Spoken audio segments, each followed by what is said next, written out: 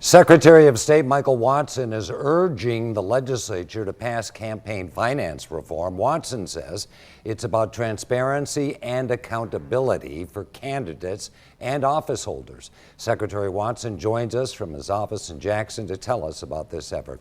Secretary Watson, good to see you, and thanks for being with us on the coast. Yeah, always a pleasure, Dave, and thank you for covering such an important issue. It's one that we hear about quite often on the campaign trail, just around the state. But also, you've seen here lately a couple of news stories, one up in the Delta, and obviously we saw the issue in Jackson, where this just isn't about campaigns anymore. This is about lawbreakers who are using campaign funds basically to receive bribes and or do other things that the Mississippians should know about. So, what's wrong with the system? What's wrong with the rules and regulations that, in your mind, requires this legislation? Yeah, there's a number of things, Dave. You start with the system itself. It's quite disjointed. We've got three agencies now that play some type of a role in campaign finance, being us who accept the forms and file them so folks can see them to the extent that people do file them and actually you can read them. You've got the Ethics Commission that then comes in and can also apply fines to the individuals who do not obey the law. And you've got the Attorney General's office that could come in with either criminal and or enforcement actions to go and get these people's fines that do not pay them.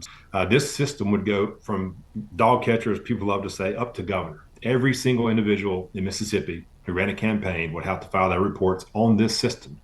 But the problem is, here's the headline from Monday, from yesterday, and you talked about the Senate. Senate committee moves campaign finance reform. House panel kills it.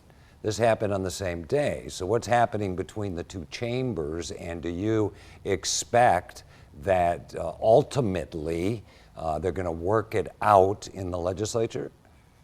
You know, I hear a couple of things, Dave, from time to time. And being a former member of the legislature, I can speak as one and what goes on over there.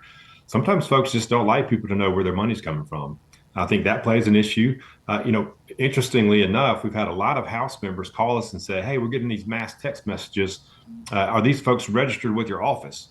Now, they want the benefits of transparency when it helps them, but then on the other side, they don't want candidates to have to report as much as we're trying to make them now through this new system.